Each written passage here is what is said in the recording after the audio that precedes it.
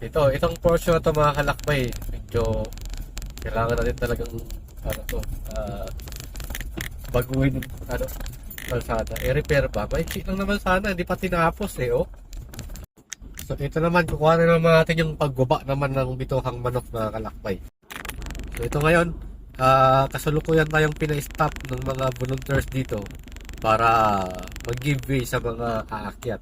So kailangan natin tumigil para hindi mahirapan yung aakyat. Kasi mapapansin nyo, bago ka kasi makaahon dyan, nasa kabilang lane ka na dahil nga kailangan bumuelo para makaahon ka kasi super sharp curve na ito. So ito, panoorin nyo. Bababa na ako, pinago na tayo ng bulot dyan. So yung gear ko dito is naka second gear lang ako. Automatic car tayo mga kalakbay, pero second gear yung gamit ko dahil madulas unang-una, tsaka pababa, delikado, para hindi tayo nakaipit lagi sa brake natin at hindi tayo mawalan bago dumating sa baba. So yan, yun, ito yung pababa. Yun na nga, sabi ko may mga portion dito na kailangan na rin ma-repair. DPWH kasi ito yung alternative road ng mga private cars dito ayan yan.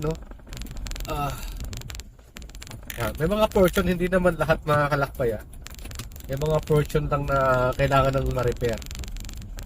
So baba na tayo, ito maganda na bagong gawa lang to. So lang dito, ingat lang. Tsaka pag sobrang lakas talaga ng ulan dito, alam to lang din kasi landslide front dito. Kita niya may mga bundok sa left side pero mapuno naman dito. Di ba sa pakiramdam ko kayo mga kalakbay pero dinadala ko na lang, kailangan natin magsipag hanggat kaya pang tumayo. Lalo na dito madulas yung daan dito. Caution, falling rocks. May nafo-fall dito mga kalakbay minsan, kaya mag-ingat kayo. Hindi tao nafo-fall dito kundi rocks, bato, kaya kailangan yung alerto. Ayun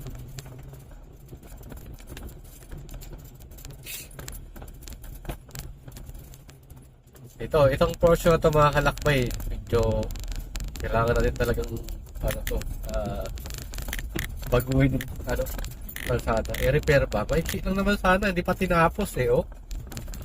So, di ba? Maiksi lang yun ito bagong gawa to hindi pa talaga didiretso doon. Na-short pa talaga yung budget hindi nga. Na-short ba talaga o tapos dito pala mga kalakbay, may ingat kayo dito kasi merong malaking puno dito na medyo kumain ng konti sa kalsada. Ayan yan.